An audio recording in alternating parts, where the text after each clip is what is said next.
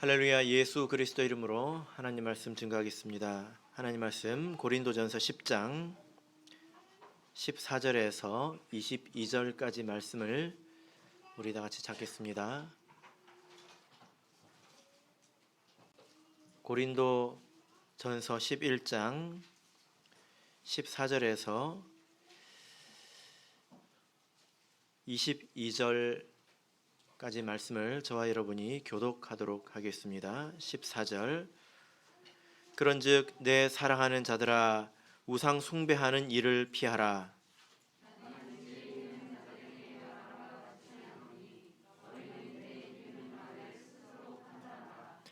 우리가 축복하는 바 축복의 자는 그리스도의 피에 참여함이 아니며 우리가 떼는 떡은 그리스도의 몸에 참여함이 아니냐.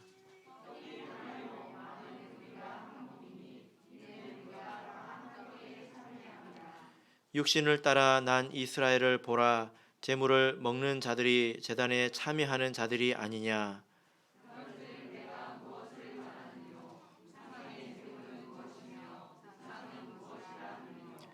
대저 이방인의 제사하는 것은 귀신에게 하는 것이요 하나님께 제사하는 것이 아니니 나는 너희가 귀신과 교제하는 자 되기를 원치 아니하노라.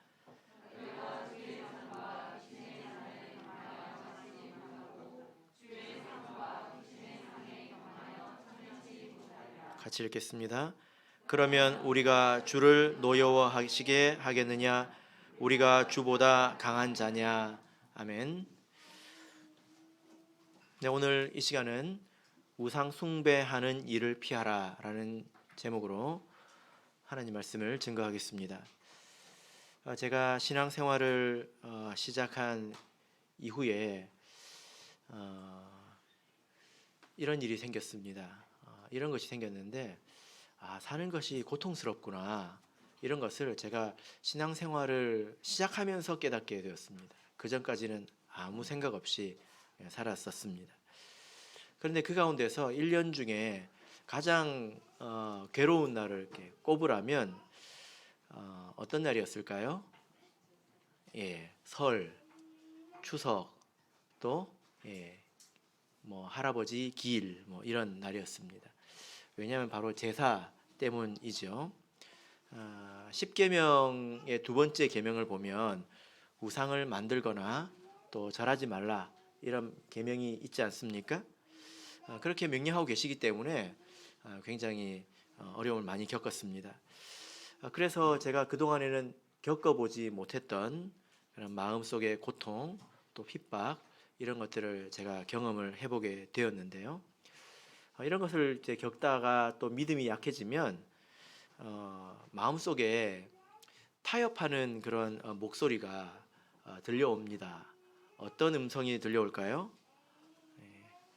우상에게 절하든 말든, 우상의 제물을 먹든 말든, 중요한 것은 나의 진심이지 않는가, 이런 목소리가 들려옵니다.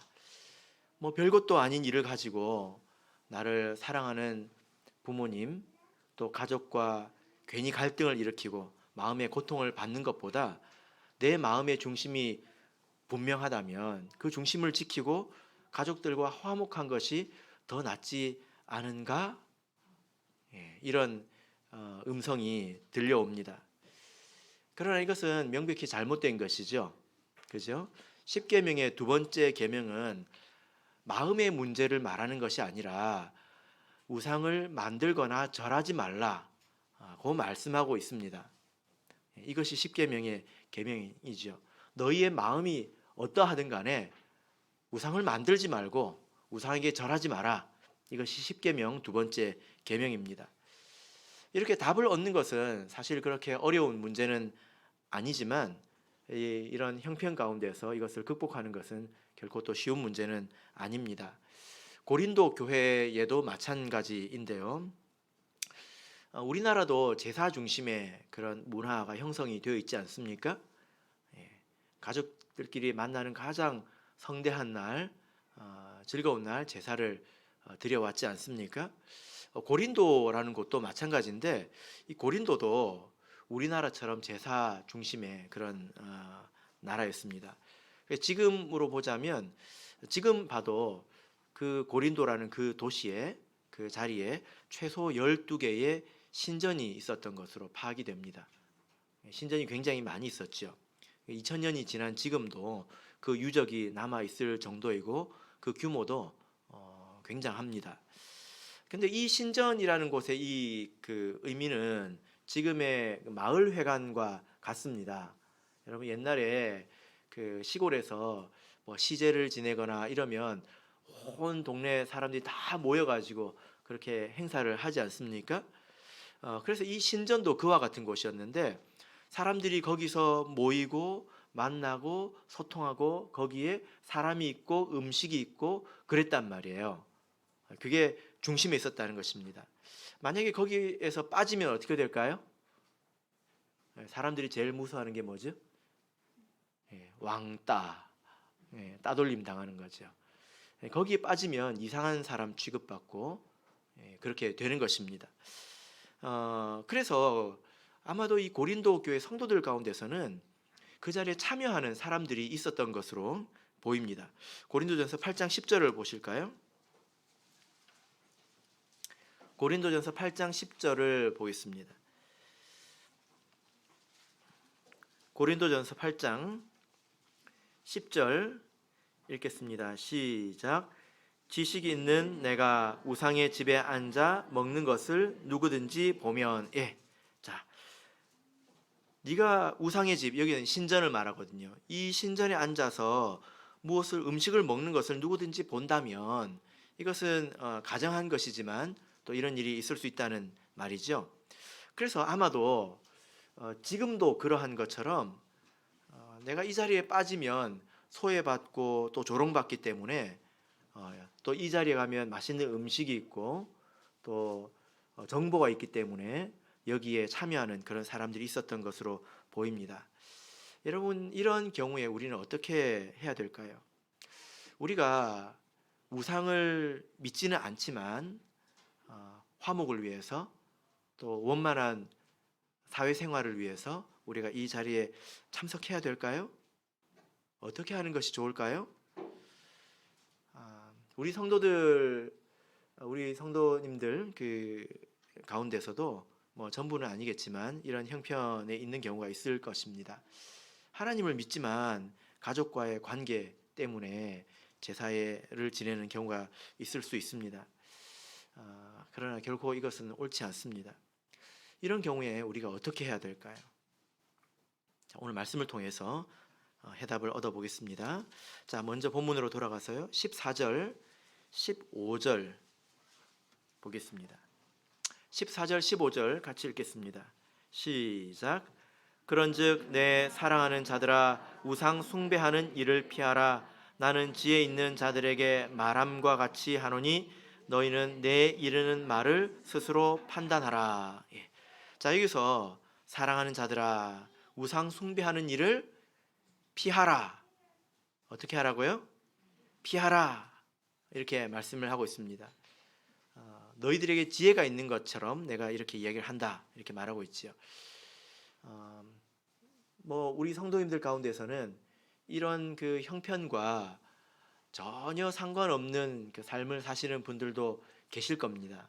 그러나 남의 이야기처럼 듣지 마시고 한번 들어보십시오. 이것을 통해서 여러분들이 또 깨달음을 얻을 수 있습니다. 이 피하라라는 말은 성경에서 이렇게 보면 언제 이 단어가 쓰였냐면 예수님이 아기였을 때 헤롯이 죽이려고 하지 않았습니까? 그죠? 그때 하나님께서 그 아기와 그의 모친을 데리고 애굽으로 피하라라고 합니다. 여기서 피하다고 하는 것은 죽을 위기 가운데서 피하라는 거지 않습니까? 어떻게 피해야 됩니까? 굉장히 열심히 반드시 벗어나야 되는 것이지 않습니까? 우상 숭배를 피하라라는 것도 똑같습니다. 이것은 굉장히 적극적으로 능동적으로 죽음을 피하듯이 반드시 피해야 된다. 굉장히 강렬한 그런 단어입니다. 계시록의 시대 가면 성도는 광야로 피해야 되죠. 그죠? 광야로 피해야 살아남습니다. 피하다는 것은 이런 뜻입니다. 이렇게 말씀을 드리면 어떤 분들은 그러면 명절에 온 가족들이 제사를 지내는데 거기 가면 안 되냐, 이렇게 질문을 하시기도 하거든요. 그럼 여기서 우상숭배를 피하라라고 했는데 우상숭배가 어떤 것일까요? 무엇이 우상숭배일까요? 뭐 영적으로 해석된 우상숭배 말고 직접적인 우상숭배에 대해서도 우리가 분명하게 알아야 합니다. 10계명의 두 번째 계명을 통해서 보면 우상숭배는 형상을 새겨 만들고 거기에 절하는 것입니다. 예를 들면 불상이라든지 혹은 뭐 여러 가지 신상들이 있지 않습니까? 또 천주교에 보면 마리아상 이런 것들도 있지 않습니까? 그런 것들을 만들고 거기에 절하는 것, 이것이 우상 숭배입니다. 근데 요즘 이렇게 제가 이렇게 보니까 또 부정한 것들이 좀 더 있더라고요. 아이들이 학교에서 가끔씩 뭘 만들어 오는 것들을 이렇게 보면 거기 주술적인 의미가 담긴 것들도 있습니다. 그냥 아무것도 모르면 여러분 한번 생각해 보세요. 내가 불교에 대해서 전혀 지식이 없어요. 근데 부처 이 상을 보고 이쁘네 해서 집에 장식용으로 뒀다고 한번 생각해 보세요. 그게 좋겠습니까? 그런 것들이 있습니다. 그런 것들도 우리가 유심히 봐야 되고요. 우리가 이제 장식용으로 쓰는 것들도 잘 봐야 합니다. 우리 또 이제 우리 자매님들은 뭐 달고 다니는 거 좋아하시지 않습니까? 귀에, 목에, 뭐 이렇게 뭐 브러치 같은 거, 뭐 이제 그런 거 괜찮습니다. 예. 그런데 간혹 이제 보면 왜 저런 모양을 달고 다닐까? 이런 게 있어요. 그런 것들도 사실 부정합니다. 우리 여러 간증들을 통해서 보면 그런 것들을 통해서 사단이 틈을 타고 역사하고 이런 것들이 많이 있거든요. 그런 것들은 버려야 합니다. 그래서 우상 숭배라고 하는 것은 어떤 형상을 만드는 것, 또 거기에 절하는 것. 그래서 제가 신방을 가면 꼭 둘러봅니다. 얼마나 잘 사나 둘러보는 게 아니라 가끔 보면 장식 용품이라고 얹어놨는데 저는 굉장히 기분이 안 좋을 때가 있어요. 꼭 집에다가 불상을 장식용처럼 모셔놓은 것 같이 그렇게 생각이 드는 게 있습니다. 어떤 곳에 가니까 뭐죠? 그 저기 병에다가 인삼 넣고 술 만들어가지고 그걸 장식용품에 또 넣었더라고요. 결코 좋지 않습니다. 그리고 또 우상숭배는 피조물에게 분향하는 것입니다. 분향하는 것. 열왕기 하 23장 5절을 보면 예루살렘 사면 산당에서 분향하며 우상을 섬기게 한 제사장들을 펴라 이렇게 말씀하고 있는데요. 분향이 무엇입니까? 향을 사르는 것을 분향이라고 하죠. 그죠? 이 그 향은 약식 제물입니다. 원래 그 번제단에서 고기를 그 이제 불사르지 않습니까? 그러면 그 말씀에 이것이 하나님께 참 향기로운 냄새이다. 이런 말씀이 있습니다. 우리는 잘 알고 있잖아요. 교회 오갈 때 앞에 고깃집에서 오늘도 냄새가 나더라고요. 들어오는데 하나님께서 이렇게 돼지갈비를 좋아하시나? 돼지는 제물이 아니네요. 그런데 이런 것을 향으로 만든 것입니다. 그래서 약식 제물이죠. 그래서 이렇게 향을 사르는 것, 이것도 우상 숭배에 해당합니다. 알고 하든 모르고 하든. 그래서 이제 그 분향소 같은 곳이 있지 않습니까? 예를 들어 국가적인 어떤 애사, 세월호 사건이라든지 또 전직 대통령이 서거했다든지 그러면 분향소를 만들죠. 그러면 그냥 슬픈 마음에 그냥 안타까운 마음에 가가지고 이걸 집어넣고 태우는데 그게 다 제사 행위예요. 제사에서 온 것들입니다. 그래서 우리 성도들은 그런 곳에 참여해서는 안 됩니다. 아시겠죠? 또 상갓집에 가면 대부분 우리 성도님들은 다 뭐 이렇게 성도님들하고 관련이 돼 있으니까 가면 이제 국화를 이렇게 올려놓고 이제 그 잠시 기도하는 시간을 가지지만, 그런데 다른 곳에 가면 어떻게 합니까? 향을 놓고 절을 하지 않습니까? 그 향을 놓는 것부터 그건 제사 행위에 들어갑니다. 그것도 우상 숭배에 해당합니다. 그것도 피해야 됩니다. 이런 것을 포함해서 여러 제사 의식에 직간접적으로 참여하는 것, 예를 들면 뭐 술을 따른다든지, 제사 지낼 때 술을 이렇게 따르지 않습니까? 그런 것들도 다 제사 행위에 이제 포함되는 것입니다. 제사 음식을 먹는 문제에 대해서는 고린도전서 8장에서 충분히 말씀을 드렸기 때문에 넘어가도록 하겠습니다. 이런 것들이 우상 숭배이기 때문에 가장 좋은 것은 그런 자리에 가지 않는 것이죠. 그죠? 가장 좋은 것은 그런 자리에 가지 않는 것입니다. 그런데 명절 같은 때에 나만 신앙생활을 하는데 이제 안 갈 수는 없잖아요. 이제 그럴 때는 거기 가서 우리가 굉장히 조심해야 합니다.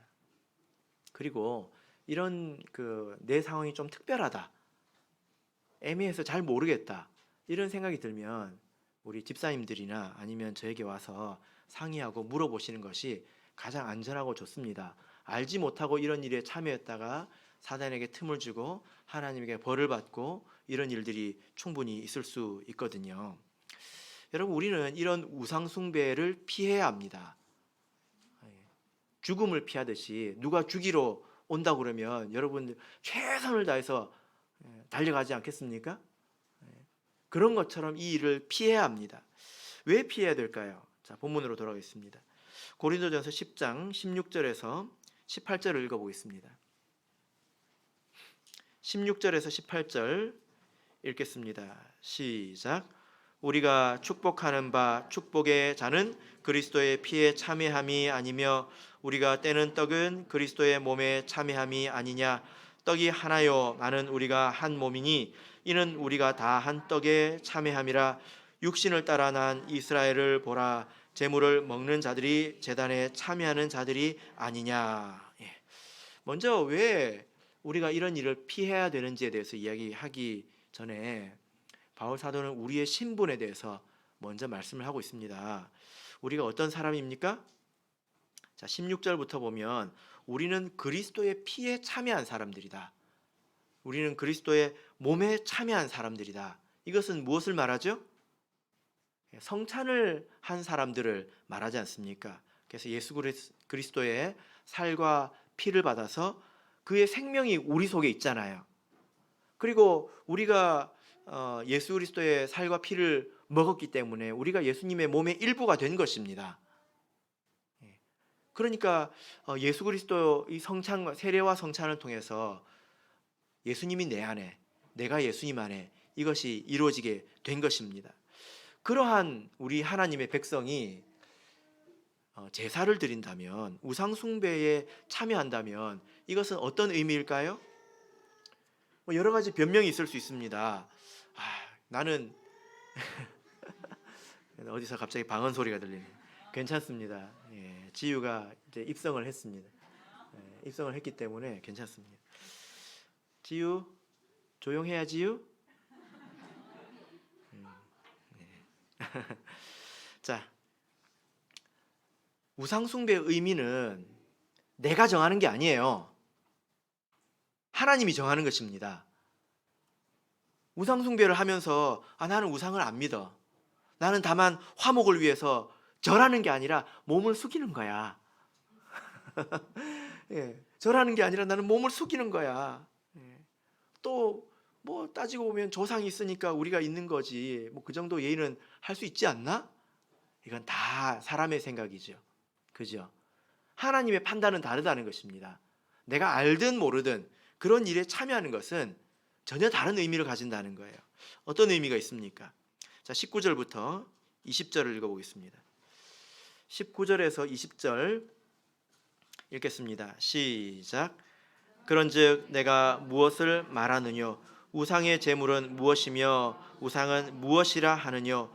대저 이방인의 제사하는 것은 귀신에게 하는 것이요 하나님께 제사하는 것이 아니 나는 너희가 귀신과 교제하는 자 되기를 원치 아니하노라. 예. 자, 그래서 19절에서 그래서 우상의 제물이 뭐냐? 우상은 무엇이냐? 이 말은 우상 숭배가 도대체 어떤 의미를 가지느냐? 이 질문입니다. 여러분 아십니까? 제사를 지낼 때 문을 열어둡니다. 설 같은 때는 춥잖아요. 그죠? 그래도 제사를 지내는 시간 동안 문을 이만큼 열어놓습니다. 왜 열어놓을까요? 은서 압니까? 귀신 들어오라고. 예. 어떻게 알았어요? 들렸어요. 예. 그 할아버지 들어오시라고. 예. 그죠? 돌아가신 할머니 들어오시라고 이렇게 열어놓습니다. 그러면 제사를 지낼 때 그 조상들이 와서 밥을 먹습니까? 제가 이 부분을 다 따져봤습니다. 말이 안 됩니다. 자기들은 하루에 3끼씩 먹잖아요. 그죠? 제사 중요하게 생각하는 사람들 그래요. 자기들은 3끼 먹잖아요. 근데 자기 아버지는, 돌아가신 아버지는 얼마나 줍니까? 어떻게 줘요? 1년에 몇 번? 사실 그 조상이 와서 밥을 먹는 게 아닙니다. 그죠? 사람이 죽으면 어떻게 됩니까? 전도서 12장 7절을 보면 흙은 여전히 땅으로 돌아가고 신은 그 주신 하나님께로 돌아가기 전에 기억하라. 사람이 죽으면 돌아가셨다라고 말하지 않습니까? 사람이 죽으면 이 사람의 몸은 흙으로 지어졌기 때문에 흙으로 돌아가죠. 근데 이 영혼은 어디로 갑니까? 하나님께로 돌아갑니다. 그래서 어디로 가냐면 지옥에 갈 사람들은 음부로 가죠. 이 음부라고 하는 것은 지옥의 대합소입니다. 거기 다 모여 있어요. 그리고 천국에 갈 사람들은 어디로 갑니까? 낙원으로 가죠. 낙원에 딱 대기해 있는단 말이에요. 근데 부자와 나사로의 이야기를 보면 음부에서 낙원으로 갈 수 없습니다. 큰 구렁이 있어가지고 거기서는 건너갈 수가 없어요. 그리고 거기서 이 세상으로 올 수도 없습니다. 그죠? 그래서 조상에게 제사를 지낸다고 해서 그들의 신이나 영이 와서 그 음식을 받고 먹고 하는 것 아닙니다. 음부에서 알지도 못하고 있을 거예요. 그죠? 간혹 제가 그 이상한 말을 들어본 적이 있는데 어떤 병원에서 사람이 많이 죽었대요. 그래서 그 병원에 그 사람들 귀신이 많대요. 이런 이야기를 성도들이 하더라고요. 도대체 어떤 교회를 다니는 건지. 제가 너무 운전하다가 그 얘기를 들었는데 너무 어처구니가 없어가지고 사고가 날 뻔했습니다. 사람이 죽으면 그 주변을 떠돌다가 제삿날에 밥 먹으러 옵니까? 그렇습니까? 다시 올 수가 없습니다. 그래서 이 말씀을 보면 조상에게 제사를 지낼 때 또 혹은 신들에게 제사를 지낼 때 사실 그 조상이 아니라 귀신에게 제사를 지내는 것이라 그 말씀을 하고 계시죠. 여기서 말하는 이 귀신은 무엇입니까? 사람이 죽어서 귀신이 되는 게 아니죠. 사람이 죽어서 귀신이 되지 않습니다. 이게 귀신들이 다 속이는 것입니다. 그래서 참 재밌는 것이 똑같은 귀신인데 한국에는 어떤 귀신이 있습니까? 처녀 귀신이 있잖아요. 그 처녀 귀신이 저기 유럽에 가면 있습니까? 거기 가면 드라큘라가 있어요. 다 그 문화에 맞게 속이는 모양으로 다 드러나는 것이지. 그래서 여기서 보면 누구 이순신 장군 귀신을 받았다고 그런 소리를 해요. 다 귀신들이 속이는 것입니다. 귀신은 사람이 죽어서 귀신이 되는 것이 아니라 하나님께서 지으신 피조물들 가운데 천사와 사람이 있지 않습니까? 근데 그 천사가 타락했을 때 귀신이 되는 것입니다. 그죠? 이것은 우리 성도님들께서 분명히 알고 계시지 않습니까? 이 귀신의 대장 이름이 뭐죠? 사탄이죠. 사탄. 사탕 말고 사탄. 사단. 한글 성경에는 사단이라고 나와 있습니다. 사탄 해도 되고 사단 해도 됩니다. 사탕은 아니에요. 아시겠죠? 그런데 이 귀신들 그리고 이 사탄은 하나님의 원수라고 성경은 말씀하고 있습니다. 마태복음 13장 39절을 보면 가라지를 심은 원수는 마귀요 라고 말하고 있습니다. 원수예요, 원수. 원수는 어떤 존재를 말합니까? 서로 안갚음해야 되는 그런 존재를 원수라고 하지 않습니까? 철천지 원수라고 하지요. 여러분 한번 생각해 보세요. 예수님은 우리를 살리기 위해서 자기 살과 피를 주셨습니다. 자기 살과 피를 주려면 찢어야 되잖아요. 그렇게 희생해서 우리를 주셔서 우리에게 생명을 주셨는데, 그래서 우리가 예수님의 몸의 일부가 되었는데, 그런 우리가 하나님의 원수에게 가서 비싼 돈 들여가지고 제사 드리고 또 그 음식을 먹고 귀신과 교제하는 자가 된다면 하나님께서 기뻐하시겠습니까? 하나님의 원수와 교제하는 것입니다. 원수의 친구는 원수이죠. 그죠? 원수의 친구는 원수입니다. 그래서 내가 그런 행위를 할 때 하나님의 원수가 되는 것입니다. 절대로 피해야 합니다. 그래서 21절, 22절을 보시면요. 21절, 22절 본문 말씀 보겠습니다. 21절, 22절 읽겠습니다. 시작. 너희가 주의 잔과 귀신의 잔을 겸하여 마시지 못하고 주의 상과 귀신의 상에 겸하여 참여치 못하리라. 그러면 우리가 주를 노여하시게 하겠느냐? 우리가 주보다 강한 자냐? 예. 자, 21절을 보면 주의 잔과 귀신의 잔을 겸하여 마시지 못한다. 하나님을 섬기면서 우상을 섬길 수 없고 성찬과 아울러서 우상의 제물을 먹을 수 없다는 거예요. 여러분 한번 생각해 보세요. 여러분이 성찬을 받으실 때 이것은 예수님의 살과 피로 알고 받으시지 않습니까? 근데 그것을 우상의 제물과 섞어서 비벼가지고 먹을 수 있습니까? 그렇게 하라고 하면 여러분들 하실 수 있겠습니까? 감히 무서워서 하나님 두려워서 못하겠죠. 그죠? 근데 그것을 이걸 먹고 나중에 그걸 먹고 그러면 이게 이 속에서 섞이지 않겠습니까? 이것은 아주 두려운 일입니다. 고린도전서 6장 15절을 보겠습니다. 고린도전서 6장 15절.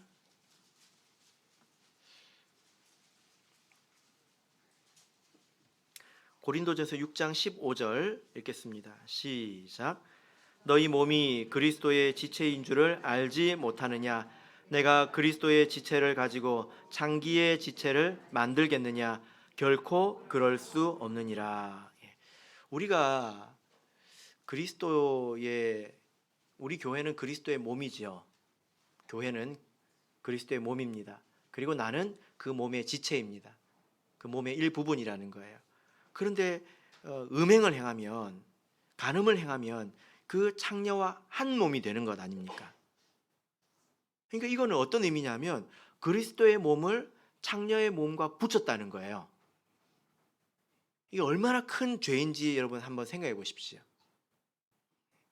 그런데 우상을 숭배하는 것은 이와 같은 수준의 일이라는 것입니다. 그리스도의 몸과 우상을 섞어버린 거라는 거예요. 이것이 얼마나 두려운 일입니까?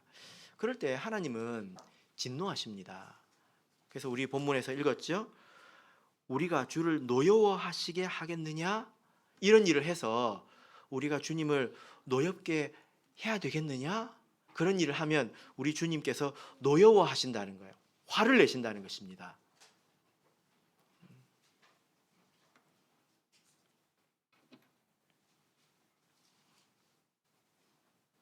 출애굽기 20장을 보겠습니다. 출애굽기 20장.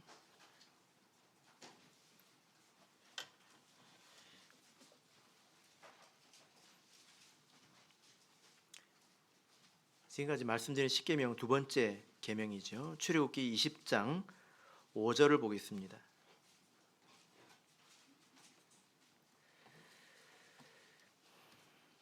자, 같이 읽겠습니다. 시작.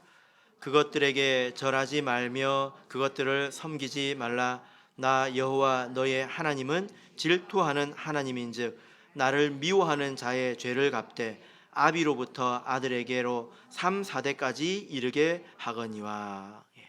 그것들에게 절하거나 그것들을 섬긴다면, 우상을 숭배한다면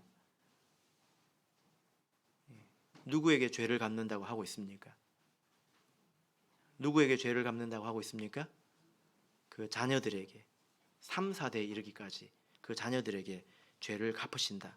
진노를 갚으신다. 이렇게 말씀하고 있습니다. 이렇게 노여워하신다는 것입니다. 그래서 오늘 이 말씀을 통해서 우리 모든 성도님들께 우리 주 예수 그리스도 이름으로 권면합니다. 만약에 우리 성도님들께서 이런 형편을 면하신 분이 계시다면 우리 주님께 감사하시기 바랍니다. 누군가는 믿음으로 싸웠기 때문에 여러분들이 그런 형편 안에, 평안 안에 있는 것입니다. 그리고 영적인 우상 숭배에 빠지지 않도록 주의하십시오. 만약에 이런 문제에 당면한 분이 계시다면 하나님을 더 두려워하시기를 바랍니다. 하나님을 더 두려워해야 합니다. 이 믿음이라고 하는 것은 결국에는 선택의 문제입니다. 무엇을 더 사랑하느냐, 무엇을 더 두려워하느냐, 이 문제이지 않습니까? 눈에 보이는 게 뻔하죠. 그죠? 돈은 힘이 있고 내 주변의 사람들도 힘이 있고 그 사이에서 소외되고 돈이 없으면 인생은 불행하다. 이게 다 눈에 보이는 것 아닙니까? 그것을 선택하며 살 것이냐, 눈에 보이지 않는 하나님을 선택하면서 살 것이냐, 하나님을 믿고 살 것이냐. 결국 믿음은 이 둘 사이의 선택의 문제라는 것입니다. 만약에 이 믿음을 저버린다면 살아가는 동안에 대가를 치르게 될 것입니다. 그리고 끝까지 그것을 회개하지 않는다면 마지막 날에 예수님께서 그 사람을 부인하실 것입니다. 예수님께서 이런 말씀을 하셨죠. 사람들 앞에서 나를 시인하면 내가 하나님 앞에서 너를 시인하겠다. 사람들 앞에서 나를 부인하면 내가 하나님 앞에서 너를 모른다고 부인하겠다. 이건 지옥에 가라, 이 뜻이거든요. 사람들 앞에서 예수님을 시인하는 것이 무엇을 말합니까? 나는 예수님 믿는 사람이고 나는 예수님 말씀에 순종한다. 그래서 우상 숭배를 할 수 없다. 이것을 말하고 드러내는 것이잖아요. 그죠? 예. 어정쩡하게 숨기고 들키지 않으려고 회피하고, 그게 아니라 시인하는 것은 자기를 드러내는 것을 말합니다. 그렇게 할 때 하나님께서 그 사람을 인정하시고 시인하신다는 것입니다. 만약에 우리가 이런 일 가운데서 올바르게 믿음의 선택을 하지 않는다면 사단이 그것을 빌미로 인해서 틈을 타고 그것으로 인해서 고통이 시작이 됩니다. 만약에 여러분들께서 믿음으로 이 문제와 맞서 싸우신다면 하나님께서 여러분들을 도우실 것입니다. 처음에는 고단하고 외롭고 또 힘든 일이 있겠지만 그런 일 가운데는 반드시 하나님께서 함께 하십니다. 그래서 반드시 믿음이 성장하고 또 승리하는 결과를 얻게 될 것입니다. 그리고 그 사람과 그의 자녀를 축복해 주실 것입니다. 예전에 제가 이제 이런 이야기를 들었는데요. 우리 믿음의 2세대나 3세대들은 이게 다 이렇게 저 나라 이야기죠. 어느 나라 이야기인지 잘 감이 안 오죠. 근데 믿음의 1세대들은 다 이런 문제를 한국에서는 겪고 삽니다. 저도 그랬다는 말이죠. 제가 청년 시절에 어떤 그 자매님이 처음에 이 제사로 인해서 가족들과 갈등이 있었던 이야기를 해주셨습니다. 근데 그 자세한 이야기들은 제가 지금 기억을 잘 못하는데 나중에 결론만 들었습니다. 어느 날 제삿날이 되었는데 여러분 제사상 아시죠? 예. 상다리가 휘어진다는 말을 하지 않습니까? 예. 그런데 정말로 그때 제사를 지내는데 상다리가 부러져 가지고요. 그 음식이 싹 쏟아져 버렸습니다. 제사상 상다리가 얼마나 두꺼운지 아시죠? 이렇거든요. 짧잖아요. 두껍고 짧고 그럼 잘 안 부러지지 않습니까? 근데 어떻게 되었는지 그 다리가 부러져 가지고 그 상이 싹 쏟아졌습니다. 모든 사람이 다 놀랬지요. 예. 그래가지고 믿음 있는 사람이 힘을 얻어서 거봐라 해가지고 제사를 없앴대요. 예. 그런데 이런 일들도 다 믿음으로 싸울 때에 하나님께서 이런 일을 주시지, 믿음으로 싸우지도 않고 자기 자신을 드러내지도 않고 예수 이름을 시인하지도 않는데 하나님께서 모든 것을 다 해결해 주실까요? 야, 너는 그냥 꽃길만 걸어라. 내가 다 해결해 줄게. 그렇게 하실까요?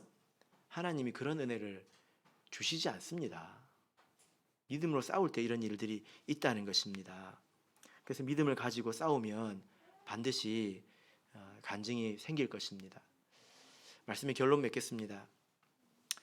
사실 지금 우리 청주교회가 기도하고 있지 않습니까? 저희 어머니로 인해서 우리 모든 많은 성도님들께서 기도에 힘써주고 계시는데요. 지금 이 기도하고 있는 일도 이 일과 관련이 있습니다. 그래서 이것은 나중에 온전히 정리가 되면 한번 자세히 말씀을 드리도록 하겠습니다. 하나님의 말씀은 틀림이 없습니다. 그죠? 예.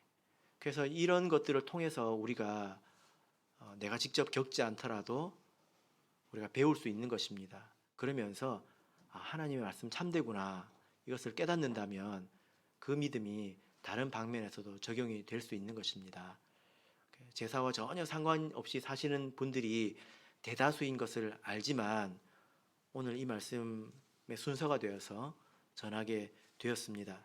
바라옵기는 우리 모든 성도님들께서 우상 숭배를 피하고 항상 성결한 삶을 살아가시기를 예수 그리스도 이름으로 축복합니다.